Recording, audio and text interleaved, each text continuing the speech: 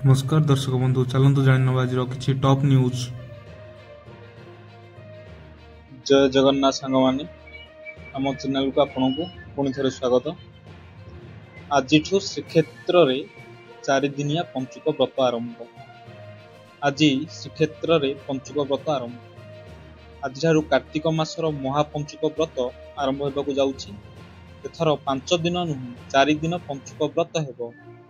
पंचुक रे प्रबल भिड़ को दृष्टि रखी जिला एवं श्रीमंदिर प्रशासन पक्षरु करा जाइछि स्वतंत्र व्यवस्था।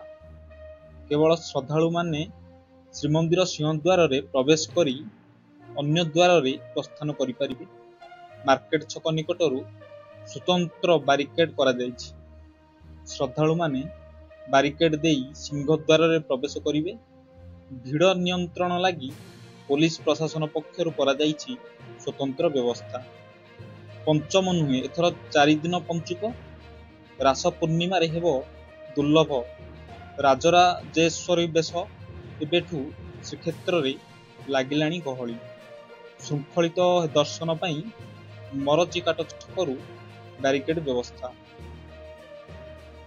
इतिहास रचिब इसरो। सबुठारु भारी सैटेलाइट लॉन्च करिवो इसरो। सदृढ़ हेबो सामुद्रिक संजोग। CMS-03 सैटेलाइट लॉन्च करिबा पई प्रस्तुत श्रीहरिकोट स्थित सतीश धवन स्पेस स्टेशन। आसंता काली इसरोर सबुठारु भारी सैटेलाइट लॉन्च हेबो। रविवार अपराह्न 5:26 रे इसरोर शक्तिशाली LMV-3 रॉकेट उत्क्षेपण करा जायछि। यह द्वारा देशर डिजिटल जोगाजोग इंटरनेट एवं सामुद्रिक संजोग सदृढ़ हेबो। भारतीय महाकाश गवेषणा संस्था इसरो रविवार एहार 4410 किलोग्राम ओजनर उपग्रह CMS-03 उत्क्षेपण करिबो। एही उपग्रह भारतरू उत्क्षेपण करा जायतिबा सबुठारु भारी उपग्रह। बालीजात्रा रे प्लास्टिक को मना। बालीजात्रा पड़िया रे 1600 रु अधिक स्टॉल पड़ुथिबा बेले सेथिरु अधिकांश देउछि खाद्य स्टॉल।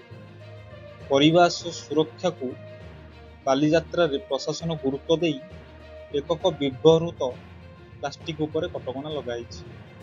ऐतिहासिक कटक बालीजात्रा रे पड़िबो भଳି कि भଳି खाद्यर पसरा।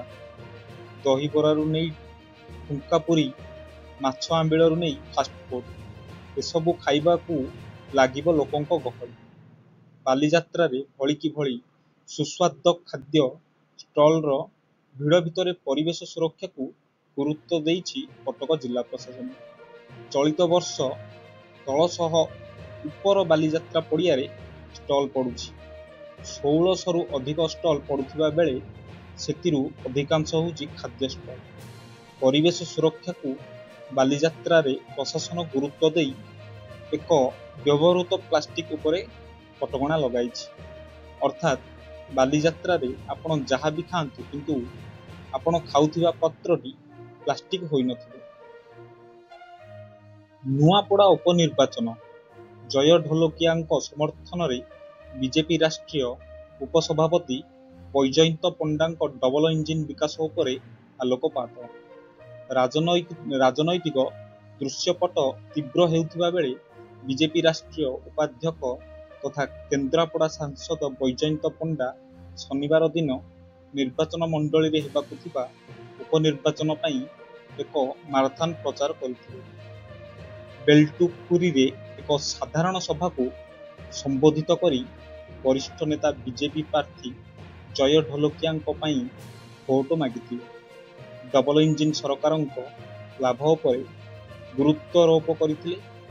तांको भाषण रे पंडा कहिथिले जे डबल इंजिन सरकारंको अधीन रे ओडिशा रे विकास त्वरान्वित होईछि। नुआपड़ार प्राय 75,000 महिला सुभद्रा योजना रे शामिल होईछंती। सारा ओडिशा रे 17 लाख महिला लक्षपति होईछंती एवं एही संख्या आहुरी वृद्धि पाइबो। पुणी बदलिला ट्रम्प बयान। कहिले आक्रमण करिबे नहीं। ପୁଣି ଥରେ ନିଜ ବୟାନ ବଦଳାଇଲେ ଆମେରିକା ରାଷ୍ଟ୍ରପତି ଡୋନାଲ୍ଡ ଟ୍ରମ୍ପ। କେତେବେଳେ କ'ଣ କହୁଛନ୍ତି, କ'ଣ କରୁଛନ୍ତି ତାହା କେବଳ ସେ ହିଁ ଜାଣିଥିବେ। ବର୍ତ୍ତମାନ ଏଭଳି କିଛି ମନ୍ତବ୍ୟ ଦେଇଛନ୍ତି ଟ୍ରମ୍ପ, ଯାହା ଶୁଣିବା ପରେ ସବୁଠି ଆଲୋଚନା ହେଉଛି କି ଏମିତି କାହିଁକି କଲେ ଟ୍ରମ୍ପ? ଭେନେଜୁଏଲା ଉପରେ ଆକ୍ରମଣ କରିବେ ନାହିଁ ଆମେରିକା? ଶୁକ୍ରବାର ଏ ସମ୍ପର୍କିତ ଏକ ପ୍ରଶ୍ନର ଉତ୍ତର ଦେଇ କହିଛନ୍ତି ଆମେରିକା ରାଷ୍ଟ୍ରପତି ଡୋନାଲ୍ଡ ଟ୍ରମ୍ପ। କେର୍ବେନିଆର ଡ୍ରଗ୍ ନେଟୱର୍କ ଟାର୍ଗେଟ କରି ଆମେରିକାର କାର୍ଯ୍ୟାନୁଷ୍ଠାନକୁ ନେଇ ବଢୁଥିବା ଆଞ୍ଚଳିକ ଉତ୍ତେଜନା ମଧ୍ୟରେ ଟ୍ରମ୍ପ ଶୁକ୍ରବାର ଏହି କଥା କହିଛନ୍ତି। ଏନେଇ ସାମ୍ବାଦିକମାନେ ପଚାରିଥିଲେ ଯେ ଏପରି କାର୍ଯ୍ୟାନୁଷ୍ଠାନ ହେବ କି? ଟ୍ରମ୍ପ ସଂକ୍ଷିପ୍ତରେ ଉତ୍ତର ଦେଲେ, ନା। ଏହା ପୂର୍ବରୁ ଟ୍ରମ୍ପ କହିଥିଲେ କି ସେ ଭେନେଜୁଏଲା ଉପରେ ଆକ୍ରମଣ କରିବେ, କିନ୍ତୁ ଏବେ ମନା କରୁଛନ୍ତି ଟ୍ରମ୍ପ। ଚାକିରି ବୟସ ବଢ଼େଇବା ପାଇଁ ଗଳାବାଟ। ଶକ୍ତି ବିଭାଗ ବଢ଼ାଇଲା ଅବସର ସୀମା। ଆଶାୟୀଙ୍କୁ ମିଳୁନି ଚାକିରି, ହେଲେ ବୟସ୍କଙ୍କ ଅବସର ସୀମା ବଢ଼ୁଛି। ଶକ୍ତି ବିଭାଗର ଏକ ବିଜ୍ଞପ୍ତିକୁ ନେଇ ପାୱାର କରିଡରରେ ଜୋର ଧରିଛି ଚର୍ଚ୍ଚା। କାହା ସ୍ୱାର୍ଥକୁ ସୁରକ୍ଷା ଦେବାକୁ ଯାଇ ଶକ୍ତି ବିଭାଗ ବୟସ ସୀମା 63ରୁ 65କୁ ବୃଦ୍ଧି କଲେ, ତାକୁ ନେଇ ଉଠିଛି ପ୍ରଶ୍ନ। ଶକ୍ତି ବିଭାଗ ଅଧୀନରେ ଥିବା ଓପିଟିସିଏଲ, ଓଏଚପିସି, ଓପିଜିସି ଭଳି ସରକାରୀ ଉଦ୍ୟୋଗରେ ନିର୍ଦ୍ଦେଶକଙ୍କ ଅବସର ବୟସ ସୀମା ବଢ଼ିଛି। ପୂର୍ବରୁ 63 ଥିଲା, ଏବେ ଏହାକୁ 65 ବୟସକୁ ବୃଦ୍ଧି କରାଯାଇଛି। ଆଉ କୁହାଯାଇଛି ସର୍ବାଧିକ କାର୍ଯ୍ୟାଳୟ 5 ବର୍ଷ ରହିବ। ଏହି ଚିଠି ଲୋକସଭା ଭବନରେ ଚର୍ଚ୍ଚାର ବିଷୟ ହୋଇଛି। ଓଡ଼ିଶାରେ ଲକ୍ଷ ଲକ୍ଷ ବେକାରୀ ଯୁବବର୍ଗୀ ଚାକିରି ପାଇଁ ଅପେକ୍ଷା କରିଛନ୍ତି। ସରକାର ନିଯୁକ୍ତି ଉପରେ ଜୋର ଦେଉଛନ୍ତି। ଏମିତି ସମୟରେ ଆଶାୟୀଙ୍କ ବିରୋଧରେ ଏମିତି ଷଡ଼ଯନ୍ତ୍ର କଲା କିଏ? ଓଡ଼ିଶା ପାଲଟିବ ସେମିକଣ୍ଡକ୍ଟର ହବ୍। ସ୍ୱପ୍ନ ଦେଖାଇଥିଲେ କେନ୍ଦ୍ର, ପୂରା କଲେ ଅଶ୍ୱିନୀ। ସେମିକଣ୍ଡକ୍ଟର କ୍ଷେତ୍ରରେ ଓଡ଼ିଶା ପାଇଁ ସ୍ୱର୍ଣ୍ଣମ ଦିନ। ପ୍ରଥମେ ସେମିକଣ୍ଡକ୍ଟର ୟୁନିଟର ଶିଳାନ୍ୟାସ ସହ ଓଡ଼ିଶା ଦେଶର ଦ୍ୱିତୀୟ ରାଜ୍ୟ ପାଲିଟିଛି। ଆଗକୁ ସେମିକଣ୍ଡକ୍ଟର ଇକୋସିଷ୍ଟମ କ୍ଷେତ୍ରରେ ଓଡ଼ିଶା ପାଲଟିବ ଅଗ୍ରଣୀ ରାଜ୍ୟ। କେନ୍ଦ୍ରର ଏଭଳି ପ୍ରତିଶ୍ରୁତି ଓଡ଼ିଶା ପାଇଁ ନୂଆ ଆଶା ସୃଷ୍ଟି କରିଛି। ଓଡ଼ିଶାରେ ପ୍ରଥମ ସେମିକଣ୍ଡକ୍ଟର ପ୍ରକଳ୍ପର ହୋଇଛି ଶ୍ରୀଗେଷଣ। କେନ୍ଦ୍ରମନ୍ତ୍ରୀ ଅଶ୍ୱିନୀ ବୈଷ୍ଣବ ଭିସି ଜରିଆରେ ଯୋଗ ଦେଇ ଏହାର ଶୁଭାରମ୍ଭ କରିଛନ୍ତି। ଏହି ପ୍ରକଳ୍ପରେ 2067 କୋଟି ଟଙ୍କାର ପୁଞ୍ଜିନିବେଶ କରିବ ସିକ୍ସେମ୍ ପ୍ରାଇଭେଟ ଲିମିଟେଡ୍। 1000 ପ୍ରତ୍ୟକ୍ଷ ଓ 4000 ପରୋକ୍ଷ ନିଯୁକ୍ତି ସୃଷ୍ଟି ହେବ। ପ୍ରକଳ୍ପର ଶିଳାନ୍ୟାସ ସହ ସେମିକଣ୍ଡକ୍ଟର ହବ୍ ଦିଗରେ ଆଉ ପାଦେ ଆଗକୁ ବଢୁଛି ଓଡ଼ିଶା। କେନ୍ଦ୍ରମନ୍ତ୍ରୀ କହିଛନ୍ତି, ଓଡ଼ିଶାରେ ଉନ୍ନତି ଶିଳ୍ପର ସ୍ୱପ୍ନ ଏବେ ସାକାର ହେଉଛି। ଡବଲ ଇଞ୍ଜିନ ସରକାରରେ କେନ୍ଦ୍ର ସହଯୋଗ କରିବ, ରାଜ୍ୟ ପ୍ରସ୍ତୁତି ରହୁ। ଶିଳ୍ପ ପ୍ରତିଷ୍ଠା ପାଇଁ ଓଡ଼ିଶା ଏବେ ପ୍ରଥମ ପସନ୍ଦର ରାଜ୍ୟ ପାଲଟିଛି। ସେମିକଣ୍ଡକ୍ଟର କ୍ଷେତ୍ରକୁ ଆଗକୁ ନେବାକୁ ଆଇଆଇଟି ଭୁବନେଶ୍ୱରରେ ନାମୋ ସେମିକଣ୍ଡକ୍ଟର ଲ୍ୟାବ୍ ପ୍ରତିଷ୍ଠା ସରିଛି। ବାଜିରେ ଲାଗିଛି ମହିଳା ସୁରକ୍ଷା। ଡ୍ୟୁଟି ସାରି ଘରକୁ ଫେରୁଥିବା ବେଳେ ଯୁବତୀଙ୍କୁ ଗଣ ଦୁଷ୍କର୍ମ। ପ୍ରତିଦିନ ବାଜିରେ ଲାଗୁଛି ମହିଳାଙ୍କ ସମ୍ମାନ। ରାତି ପାହିଲେ ରାଜ୍ୟର କେଉଁଠି ନା କେଉଁଠି ଆସୁଛି ମହିଳା ନିର୍ଯାତନା ଓ ହତ୍ୟାର ଖବର, ଯାହାକି ସରକାରଙ୍କ ସବୁ ଯୋଜନା ଉପରେ ପାଣି ପକାଇ ଦେଉଛି। ସୋନପୁର ଓ ବଲାଙ୍ଗୀର ଜିଲ୍ଲାରେ ଘଟିଛି ମୁଣ୍ଡକୁ ନୁଆଇଁ ଦେବା ଭଳି ଘଟଣା। ଡ୍ୟୁଟି ସାରି ଘରକୁ ଫେରୁଥିବା ବେଳେ ସୋନପୁର ବୀରମହାରାଜପୁରରେ ଗଣ ଦୁଷ୍କର୍ମର ହୋଇଛନ୍ତି ଜଣେ ଯୁବତୀ।